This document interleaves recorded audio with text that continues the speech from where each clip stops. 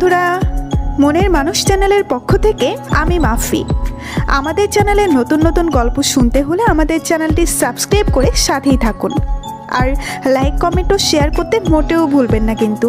ধন্যবাদ সবাইকে। হলে হোক, এখন একটা কিস দেও তো আমাকে, না হলে আজকে আর তোমাকে ছাড়ছি না।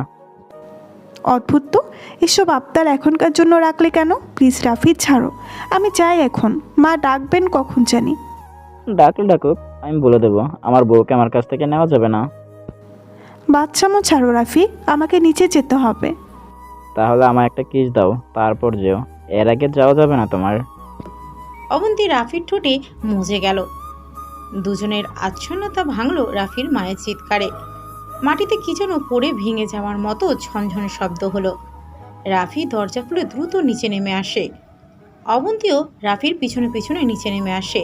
নিজে এসে দেখলো সিঁড়ির পাশে রাখা 4 ফুট বাই 1.5 ফুটের অ্যাকোরিয়াম ভেঙে কুচি কুচি। মাছ পাশে লাফালাফি করছে আর রাফির মা পা পিছলে মাটিতে পড়ে গিয়েছেন। হাতে বেশ খানিকটা কেটেছে। ডান পায়ের পাতার পাশে কেটে গিয়েছে অনেক, রক্ত ঝরছে। রাফি দ্রুত মাকে সেখান থেকে তুলে নিয়ে উপরের রুমে নিয়ে আসলো। অবন্তী কাজের মেয়েকে ডেকে সেখানকার কাচের টুকরোগুলো পরিষ্কার করতে বলল। মাছগুলোকে তুলে রান্নাঘরে নিয়ে একটি প্লাস্টিকের বোলের মধ্যে পানি দিয়ে রেখে শাশুড়ির রুমে গেল। রাফির সেখানে মায়ের হাত পায়ে ব্যান্ডেজ করে দিচ্ছিল। অবন্তী গিয়ে শাশুড়ির পাশে বসলো। জিজ্ঞেস করলো, মা, আপনি মাথা ঘুরিয়ে পড়ে গিয়েছিলেন কেন? জানি না রে মা, তবে আমার আজ কেমন জানি করছে মনে মনে। রাফি জিজ্ঞেস করলো, কি করছে? শরীর খারাপ লাগছে? তুমি তোমার ওষুধ নিয়েছিলে? নিয়েছি। শরীর খারাপ না, শুধু আমার মনে হচ্ছে আমার খুব আপনজন কেউ আজ বিপদে আছে। কেন জানি না মনটা উতলা হচ্ছে বারবার।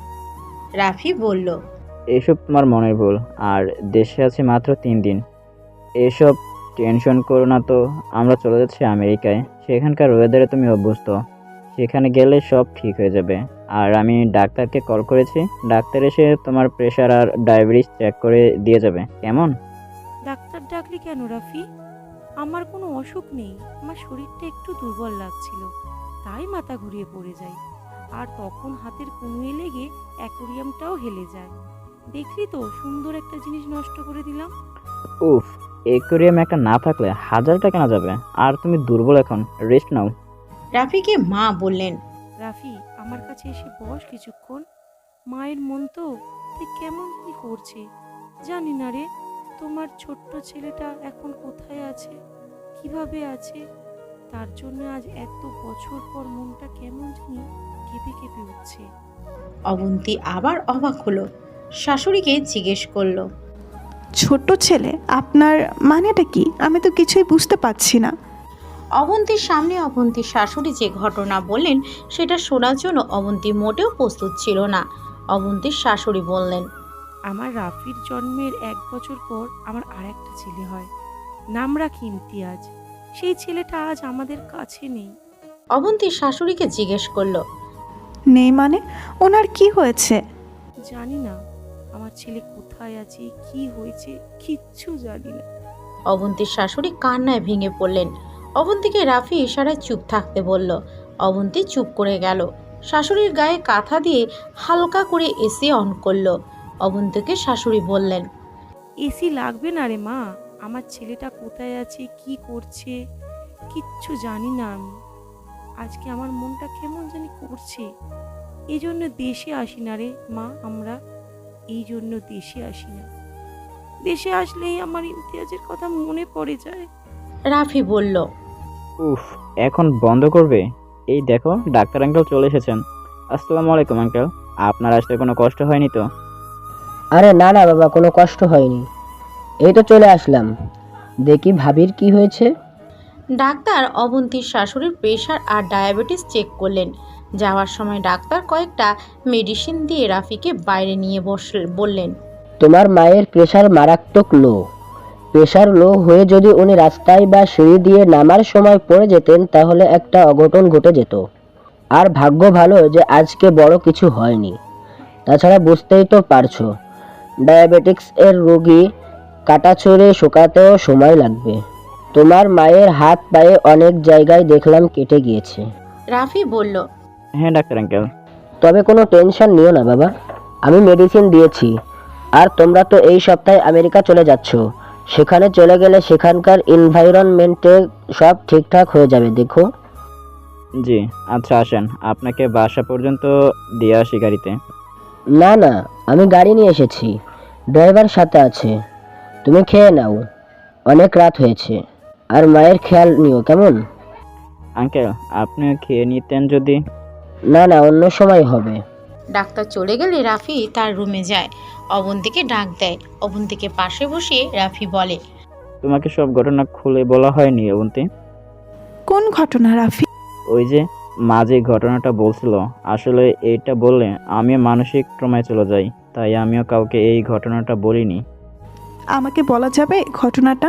আমি আজকে স্টোর রুমে দেখেছি একটা ফ্রেমে তোমার নামে নিচে ইমতিয়াজ নামটা লেখা। আমি দেখেই অবাক হয়েছি খানিকটা। হ্যাঁ, ইমতিয়াজ আমার ছোট ভাই।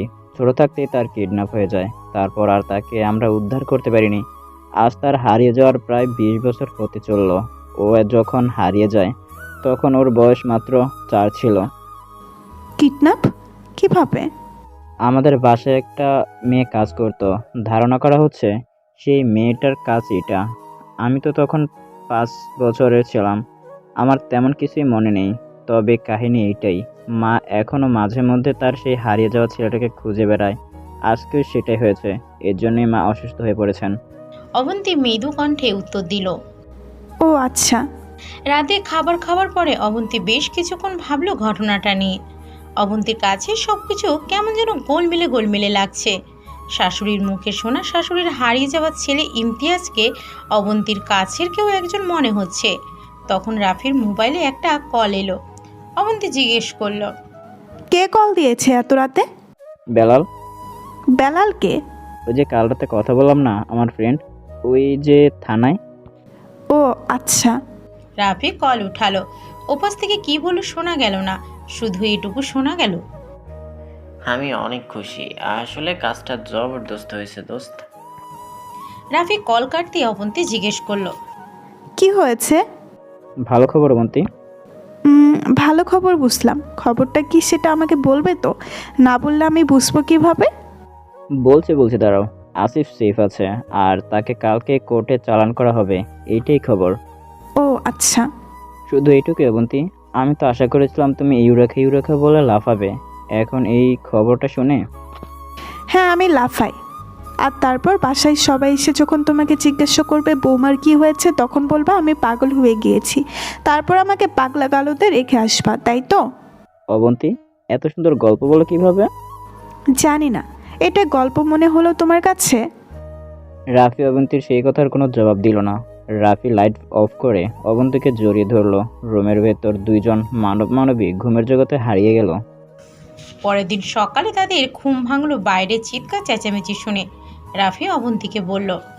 বাইরে গিয়ে দেখো তো কি হয়েছে, সকাল সকাল একটু ঘুমাতেও পারবো না? অবন্তী দরজা খুললো। নিচে নেমে আসলো অবন্তী। ড্রয়িং রুমের সোফায় বসে বসে অবন্তীর শাশুড়ি চিৎকার চেঁচামেচি করছেন। অবন্তী পাশে গিয়ে জিজ্ঞেস করলো। মা, কি হয়েছে? চুরি হয়েছে চুরি। কে আমার ছাদে উঠে আমার গাছগুলোর টপ সব ভেঙে চলে গিয়েছে? মায়ের চিল্লাচিল্লি শুনে রাফি নিচে নেমে আসলো। রাফি জিজ্ঞেস করার আগেই রাফির মা রাফিকে বললেন। রাতে কে বা কারা আমার ছাদে উঠে আমার 11টা টব ভেঙে চলে গিয়েছে। আমি এখন কি করব? গাছগুলো এত শখ করে লাগিয়েছিলাম আমি। উফ মা, বাচ্চাদের মতো কেউ কান্নাকাটি করে এই বয়সে? ঘরে ছেলের বউ আছে, সে দেখে হাসবে না? হাসলে হাসুক, আমার ছাদে চোর আসলো কিভাবে আমি জানতে চাই। এই বলে আমার অবন্তীর শাশুড়ির বাচ্চা মেয়েদের মতো কান্না শুরু করে দিলেন। রাফি বলল। মা, আমরা দেশে কয়দিন আছি বলো? আজকের পর আর 2 দিন। আর আমেরিকায় তোমার সবজি বাগান নাই? দেশে 2 দিনের জন্য এসে এগুলো করতে বসে গেলা, এখন টপ কে ভাঙলো এইটা নিয়ে মরা কান্না কাঁদছ? অবন্তী রাফিকে বলল। তুমি চুপ করো। ছাদের টপগুলোকে ভাঙলো সেটা তো আমাদের দেখতে হবে, আর টপ ভাঙবেই বা কেন? অবন্তীর কথায় অবন্তীর শাশুড়ি সায় দিলেন। অবন্তীকে বললেন। হ্যাঁ হ্যাঁ, দেখে আয় কে করলো এই কাজটা। রাফি, তুইও যা অবন্তীর সাথে। অবন্তীর সাথে রাফিও ছাদে গেল। সোফায় বসে বসে অবন্তীর শাশুড়ি মুচকে মুচকে হাসছেন। অবন্তী ছাদে গিয়ে যা দেখলো তা দেখে সে অবাক হয়ে গেল। ছাদের টব ভাঙার মতো কোনো ঘটনাই হয়নি। অবন্তীর সব ভার্সিটি ফ্রেন্ডরা সেখানে একসাথে বসে গল্পগুজব করছে। অবন্তীর বিয়ের পর তাদের একসাথে দেখা হয়নি। অবন্তী হকচকিয়ে গেল। তাছাড়া রাফিও লজ্জা পেল।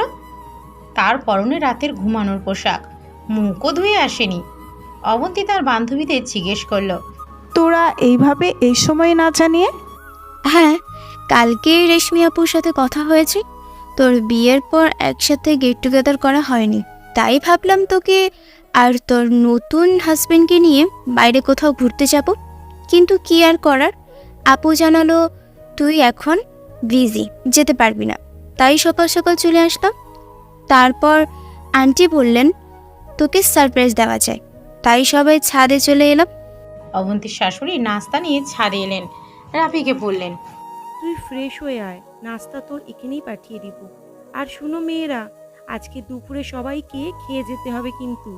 অবন্তীকে বললেন, তুমি এখানে তাদের সাথে বসে গল্প করো।